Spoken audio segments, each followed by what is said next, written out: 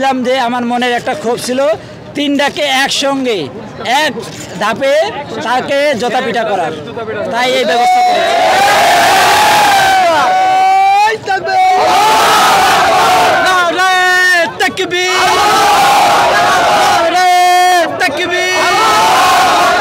ফিলিস্তিন ফিলিস্তিন জিন্দাবাদ জিন্দাবাদ নামাজ। দর্শক, আপনারা দেখতে পাচ্ছেন সোহরাওয়ার্দী উদ্যানে কি হচ্ছে। এক কথা বলা যায় এখানে মোদি রয়েছে এবং এমন অবস্থান রয়েছে এখানে যারা হলো এই গাজাবাসীদের উপরে যে অত্যাচারগুলো চালিয়েছে তাদেরকে কেন্দ্র করে কী করা হচ্ছে। আমি একটু ভাইয়ের কাছ থেকে ভাই, এটা কি হচ্ছে ভাই?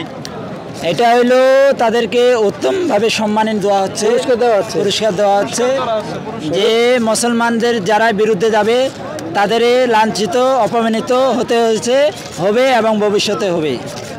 এটাই তাদের প্রাপ্ত পুরস্কার। এটা কি পুরস্কার? জি হ্যাঁ, এটাই তাদের জন্য পুরস্কার। আর লাঞ্ছনাজনক আর কিছুই হতে পারে না। লজ্জা সৌন্দর্য থাকে তাহলে আগামীতে তারা মুসলমানদের বিরুদ্ধে আর কোনো পদক্ষেপ নেবে না। সেরা উপহার, এটা বিশ্বের সেরা উপহার। এটা বিশ্বের সেরা উপহার। বিশ্বের সেরা উপহার। কাকে কাকে উপহারটা দেওয়া হচ্ছে?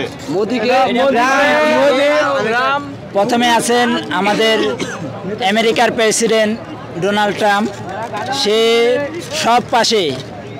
সে সব দিক দিয়ে ইসরায়েলকে সাহায্য করতেছে, সহযোগিতা করতেছে, মাদত দিচ্ছে, আবার তলে তলে উস্কাই দিচ্ছে। এদিকে মুসলমানদেরকে বলতেছে তোমরা চুপ থাকো, আবার ইসরায়েলকে বলতেছে তোমরা হামলা করো। এই হলো ট্রাম্পের অবস্থা।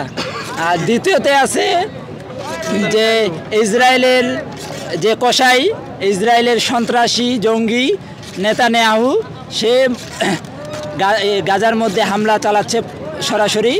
এবং তার পাশে আছে আমাদের বন্ধু রাষ্ট্র যেটা আমরা বলে থাকি ইন্ডিয়া, ভারত। সেই ভারতের কুখ্যাত কসাই, কুখ্যাত সন্ত্রাসী, যাকে আপনার গুজরাটের কসাই বলা হয়, সেই ইন্ডিয়ার নরেন্দ্র মোদী সরকার, তাকেও জোতাপিটা করা হচ্ছে। নরেন্দ্র মোদী সেও এরকমভাবে, যেখানে ইন্ডিয়ার মধ্যে হিন্দুর পরে সবচেয়ে বেশি মুসলমানরা অবস্থান করে, বসবাস করে, কিন্তু তিনার উচিত ছিল যে মুসলমানদের পক্ষে নেওয়া, গাজাবাসীদের পক্ষে নেওয়া। কিন্তু গাজাবাসীদের পক্ষ না নিয়ে তিনি কি করলেন?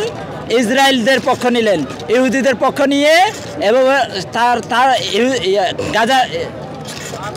ইসরায়েলে ইন্ডিয়ার সেনাবাহিনীদেরকে পাঠিয়ে দিলেন গাজাকে হত্যা করার জন্য, গাজাকে ধ্বংস করার জন্য। আরও অস্ত্র দিয়েও সাহায্য করতেছে ইহুদিদেরকে। এই জন্য তিনটাকে আমি চাচ্ছি